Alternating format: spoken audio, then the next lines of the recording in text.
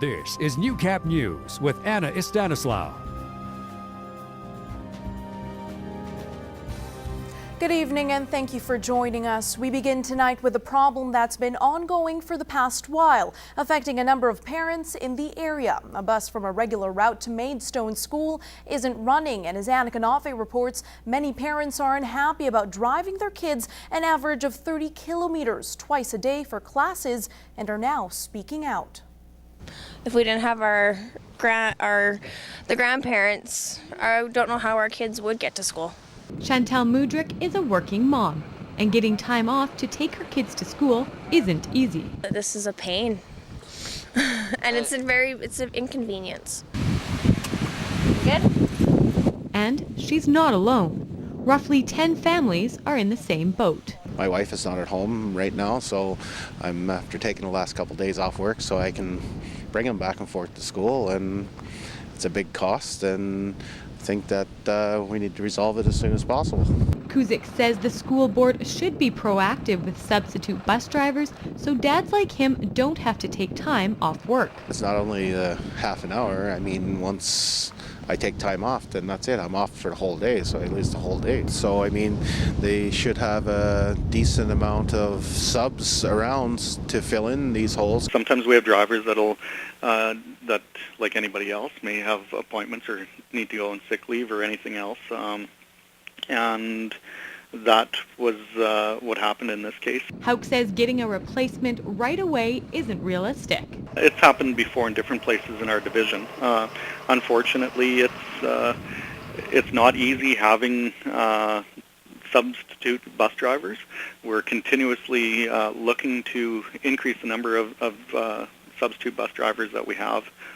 But like I said, it is difficult. The council is supporting the school board in any way possible to try to get enough drivers in place to keep this situation from developing again. And that's the best these parents can hope for. As for a short-term fix, a replacement driver is scheduled for Monday. Anna Kanafe, Newcap News. If you're driving down Highway 16 past Vermilion, you may see a couple of solar panels attached to a house. Well, that's the Center for Sustainable Innovation. And as we see in this next story, an open house was held at the Center for Applied Research Day, a part of the 3rd annual Green Energy Doors Open Showcase. I'd be intrigued if you could just throw it on your roof for 20 years and never. For Don Kitt, the 3-hour drive from Red Deer was worth it, all to see the latest research in sustainable energy. In this particular array, we have 24 of those modules. Intrigued and impressed with the variety of sustainable energy options available, Kitt says she's interested in creating an eco-environment. I want to create a campground facility that is all eco. I want to be off the grid as far as septic options and power. An idea that many are exploring. We're thinking of developing some solar on our property and going off the grid, so we'd like to use some solar panels if possible, at least for power generation.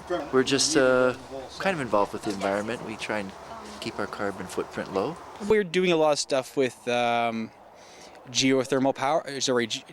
energy. So the idea of extracting energy from the ground. Many were thinking of installing solar panels, and although it may seem expensive to start off, Keith Vickery says the payback period will make up for it. Over time, from the energy you extracted from your renewable energy system, you can actually pay back for the actual cost of it, basically, and it'll depend on different installations, but that's something we want to impart on your average person here, that it actually is economically possible to do this. Kit says she's glad to see the opportunities at hand, but adds there is one thing missing. I think they should add dollar figures. I understand that it's a research facility, but I think practicality for somebody beyond research is knowing the money behind it. Now, Applied Research Day is a province-wide sustainable energy showcase. It's being held at more than 100 sites across Ontario and Alberta. It was a fashion lover's dream come true as shoppers packed the Lloydminster Gospel Fellowship Church today. New and used clothing were being sold for a special cause. The 3rd annual Vine Fashion Show is underway, raising money for different nonprofit organizations. An array of men's, women's, and children's clothes were all donated by local businesses. Megan Palick says close to $50,000 has already been raised for You Can Free Us, an organization focused on ending human trafficking. Right now we're doing a project in Mumbai, India, trying to establish safe houses to rescue the women and children, specifically in India, but it's quickly expanding all over Europe. Palick started the fundraiser 2 years ago selling clothes out of her closet and says the community support has really made the event a bigger success. She says fashion is a great outlet for a fundraiser. I think fashion is one of those mountains of influences that really speaks to people, and so I really feel through fashion that we can kind of wake up and make awareness with human trafficking. The sale ended earlier this afternoon. For more information, visit youcanfree.us.